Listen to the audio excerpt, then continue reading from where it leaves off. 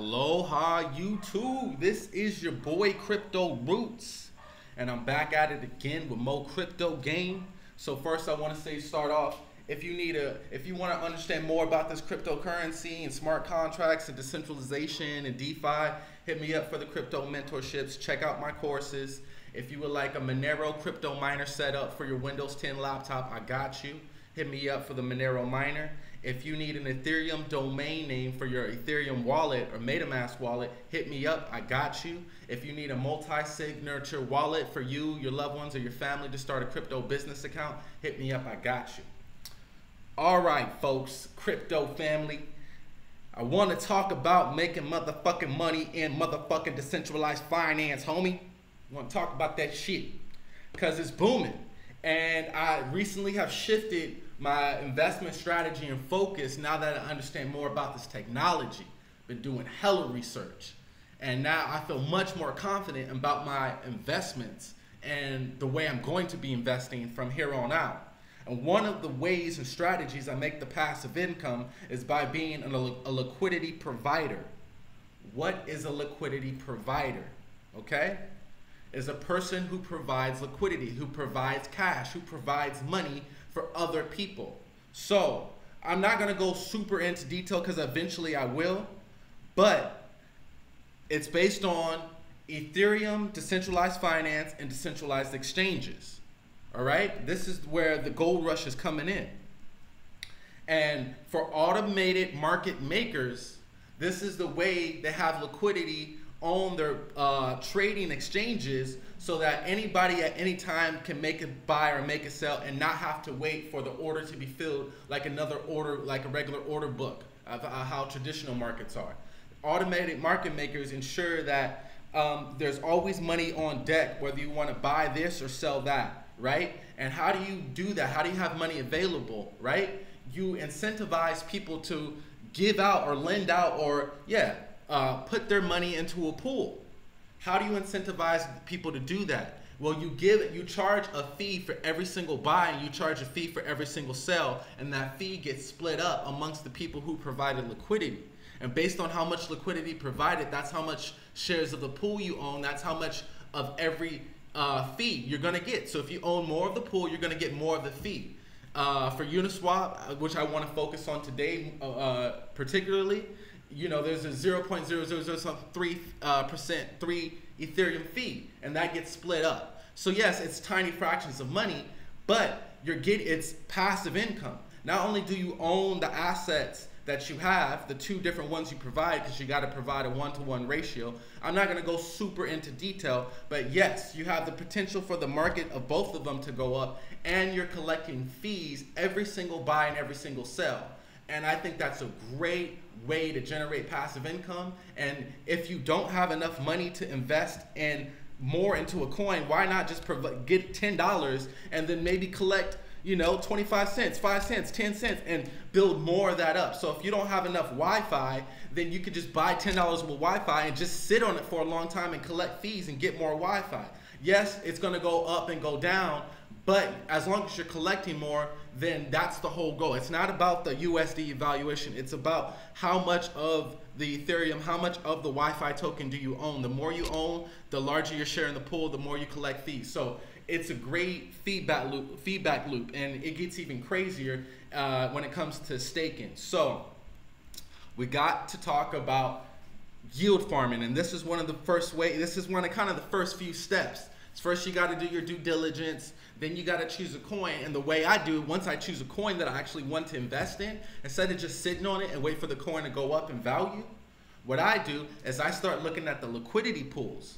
I start looking at the liquidity pools, and then I'm like, all right, not only do I want to own this, but I want to own it, and then I want to lend it out. And you'll get a token based on how much you lent out. That represents how much of the pool share you own, which represents how much of the money that you can always cash in or withdraw, right? So from that, you can yield farm and then take that liquidity LP token, and this is more so, Aave is going to have markets for Uniswap tokens, which I think is even doper and another way to make more money on top of the money that you're already making from the market, already making from the fees. You can lend, man, you can lend that out and make more money. So this is yield farming, and there's so many ways to go about it, but I like to kind of just stick with the protocols and apps that I feel most comfortable with. So one of those being Compound Finance and the other being Uniswap. And so I'm gonna focus on that for now. But there's many different protocols you can mess around with. So we got to talk about the money. How do we make the motherfucking money? So none of this is financial advice. I'm not a financial advisor. I'm just sharing with you my thoughts and opinions, how I invest, and you know, how I coach my mentees to potentially invest, you know? So now what I actually do is I actually look up the coin first. I'll go to CoinGecko. You know, what I do, what the first thing I look at is max supply. Does it have a max supply or not? Now, that doesn't necessarily mean it's good or bad, but I like deflationary currencies that have a limited value, and I mean limited supply, which gives it more value, in my opinion. But that doesn't mean coins that have no cap don't have value. Look at Ethereum. Ethereum does not have a cap, but it still has value. So the market's gonna kind of tell you that based on how much is the max supply. You know, then I look at the market cap, how big is the market cap? And then I like to look at the 24-hour high, you know. So I don't like, you know, I don't want to judge and put like strict bullets on my, you know, because any coin can just surpass what you already think. And some coins can just blow you away. You'll have a strict set of rules, and then some coins are like, yo, this is really breaking all my rules, but it's actually making money right now. You don't want, do you want to make money or do you want to be right? That's what you got. That shuts people up. That shuts people up. Do you want to make money or do you want to be right? Because some people, honestly, rather be right than they make money. And they'll just lose money all the way until they're back in poverty. Because they want to be so right that they put their pride and their opinion over the actual market, over actual, you know, fundamental decisions, right? Sometimes you have to admit when you're wrong in a trade and cut your losses. You know what I'm saying? Sometimes you have to tell people, you know what? You were right about that. I apologize. Or sometimes you're just gonna have to sell off something and then, you know, buy into something else. That's up to you. Don't be too prideful. Do you want to make money or do you want to be right? So when I look up, so I'll go to Uniswap Finance, make sure they have a Twitter, and then I'll go to Uniswap. And then what I'll do is I'll look up Uniswap and see they have a trading pair. I'm more so focused on the Ethereum trading pairs for now. Yes, there's other trading pairs you can do, but Ethereum, I'm looking at, I want the most common, the most liquidity in the market, and usually Ethereum trading pairs on Uniswap have the most liquidity. So we see Wi-Fi's right now is 4,365 total liquidity. So I look at how much liquidity is in the pool. Okay, that's nice. Then I look at how much has been bought and sold within the last 24 hours and see if that's kind of close to this or not. All right, cool. Like, you know, it gives me, it shows that people are really, you know, in this. It's not so much that I focused on having a lot, because I'm gonna show you on the opposite end. So fees, that's nice. That's nice. It's a larger pool, so you better have more money if you want to get more of these fees. So if you're only coming in with 50, 60 bucks, you're gonna get very little. So this can mean more competition, the more money in the pool. So there is no wrong or right. You just kind of have to figure out how many, and then I focus on how many transactions. So I want to get a feel. I just want to get a feel. Yeah, that's all I am, is just getting a feel, right? And then I can click add liquidity, okay? Right? Let's see if it pulls up.